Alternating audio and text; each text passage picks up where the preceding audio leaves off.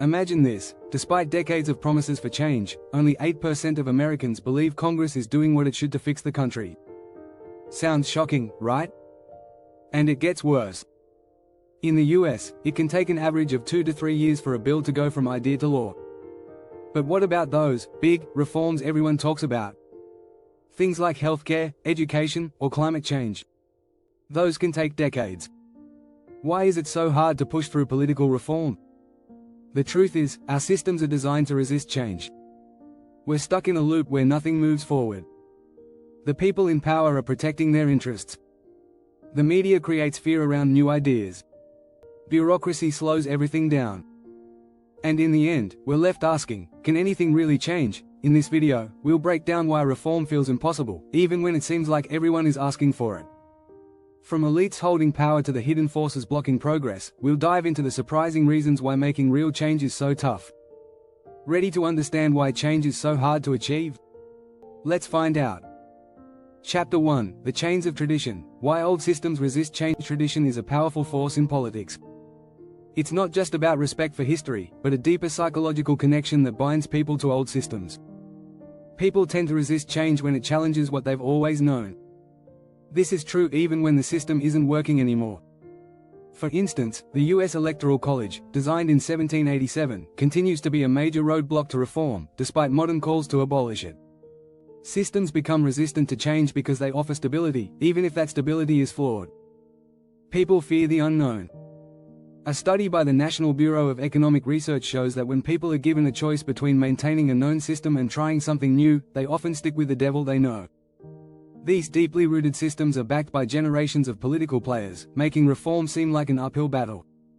In countries like the UK, the monarchy still holds cultural significance, despite the argument that it's an outdated institution. The power of tradition isn't just about nostalgia, it's about identity.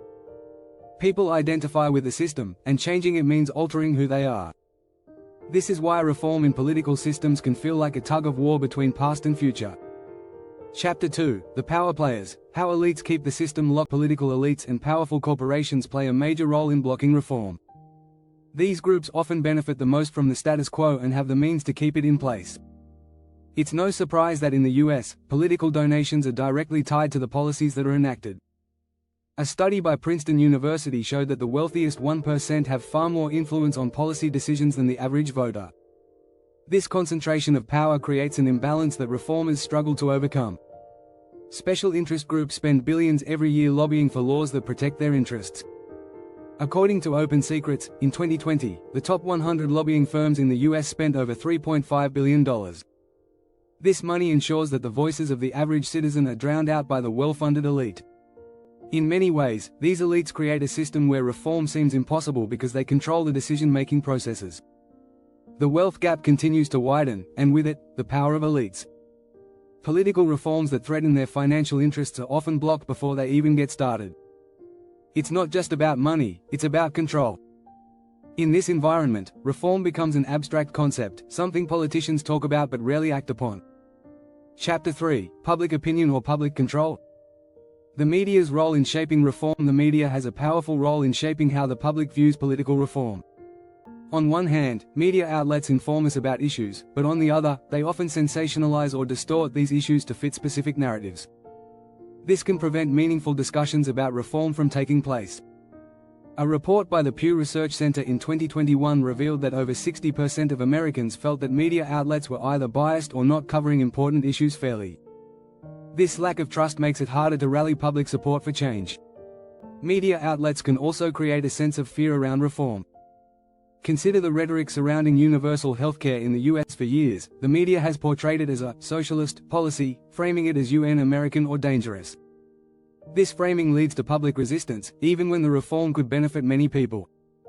A Gallup poll from 2019 found that nearly 50% of Americans were against Medicare for all, influenced in part by these media narratives. Furthermore, the rise of social media has created echo chambers where misinformation spreads rapidly. A 2018 study by MIT showed that false information on Twitter spreads 6 times faster than the truth. When people are misinformed, they're less likely to support reforms that challenge the status quo, regardless of how beneficial those reforms might be. If you're enjoying this breakdown, don't forget to subscribe to get more in-depth content on political issues and real-world solutions. Chapter 4: Bureaucracy, the silent killer of change. Bureaucracy is the hidden force that quietly kills reform efforts. It's often the unsung obstacle in political systems, where laws and policies get bogged down in endless paperwork and procedures. Take, for example, the lengthy process of passing legislation in many democracies. In the US, it can take years for a bill to move through Congress, even when it has broad public support. This sluggishness is a result of bureaucratic hurdles that slow down progress. Moreover, bureaucrats are often entrenched in their positions. They have little incentive to push for changes that might disrupt their jobs or the system they're part of. A report by the World Bank found that countries with more complex bureaucracies tend to have slower growth and less political stability. Reforming these systems often feels like moving mountains because the people who work within them resist any disruption. In some cases, bureaucrats deliberately delay reforms to avoid the extra workload.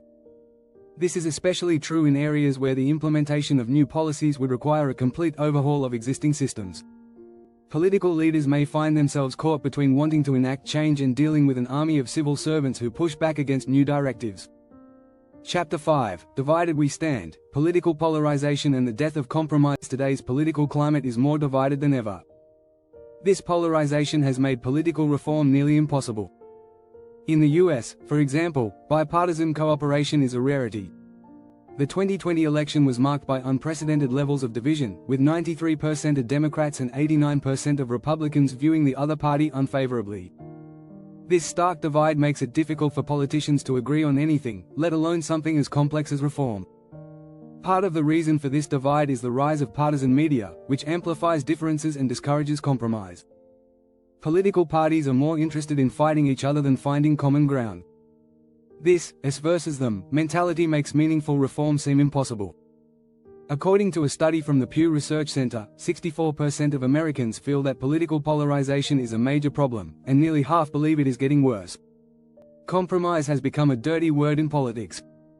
Legislators often fear backlash from their parties or constituents if they work with the enemy. This makes political reform seem like a pipe dream, especially when the issues at hand require cooperation across party lines. With both sides dug in, reform becomes a casualty of political warfare. Chapter 6: Reform Fatigue. Why we've stopped believing it's possible. Over the years, many people have stopped believing that political reform is possible. After decades of seeing promises broken, voters are increasingly cynical.